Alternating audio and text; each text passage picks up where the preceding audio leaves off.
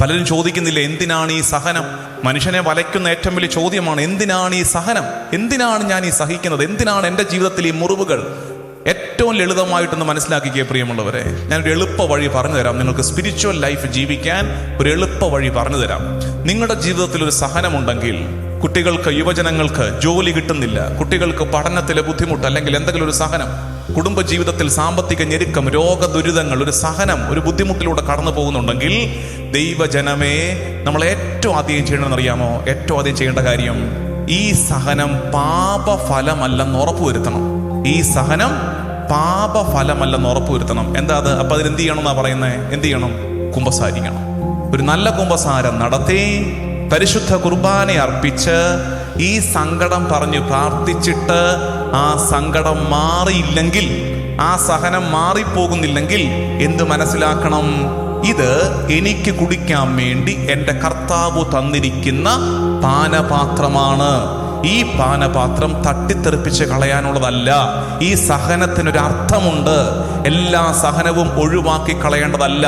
എല്ലാ സഹനവും ഒഴിവാക്കി കളയേണ്ടതായിരുന്നെങ്കിൽ നമ്മൾ ഇന്ന് ഏറ്റുപറയുന്ന സെബസ്ത്യാനോസിന് മുറിവുകൾ ഉണ്ടാകുമായിരുന്നില്ല, പരിശുദ്ധി അമ്മയുടെ ഹൃദയം പിളരുമായിരുന്നില്ല, ഈശോ കുരിശിൽ മരിക്കുമായിരുന്നില്ല.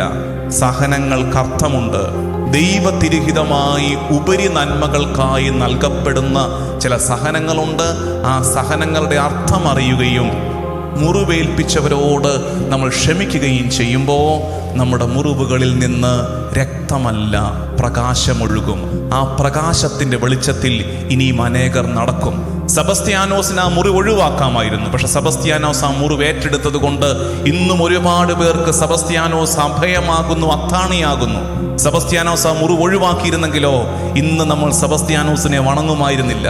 മുറിവുകൾക്ക് അർത്ഥമുണ്ട് പ്രിയമുള്ളവരെ. എല്ലാ സഹനവും ഒഴിവാക്കപ്പെടേണ്ടതല്ല. സഹനത്തെ എടുത്തു മാറ്റിത്തരാമെന്ന പരസ്യവാചകത്തോടെ പ്രാർത്ഥനാ കൂടാരങ്ങളുടെ എണ്ണമേറുകയും ജനത്തിന്റെ പ്രാർത്ഥന മുഴുവൻ സഹനം എടുത്തു മാറ്റണമേ എന്ന് മാത്രമായി തീരുകയും ചെയ്യുന്ന ഒരു ആത്മീയ ശൈലിയുടെ കാലഘട്ടത്തിൽ ഈ തിരുനാള് പഠിപ്പിക്കുന്ന പാഠം, സഹനങ്ങൾക്ക് അർത്ഥമുണ്ട്. പാപഫലമല്ലാതെ നീ അനുഭവിക്കുന്ന സഹനങ്ങൾക്ക്, നീതിമാന്റെ സഹനങ്ങൾക്ക് അർത്ഥമുണ്ട്. ആ സഹനത്തിലൂടെ ഒരു നന്മ ഇതൾ വിരിയുമെന്ന് വിശ്വസിക്കണം. ഒന്നാമത്തെ ചിന്ത ഇതായിരുന്നു, മുറിവുകൾക്ക് അർത്ഥമുണ്ട്. മുറിവിൽ നിന്ന് രക്തമല്ല ഇനി ഒഴുകേണ്ടത്. എന്തൊഴുകണം? നമ്മുടെ മുറിവിൽ നിന്ന് എന്തൊഴുകണം?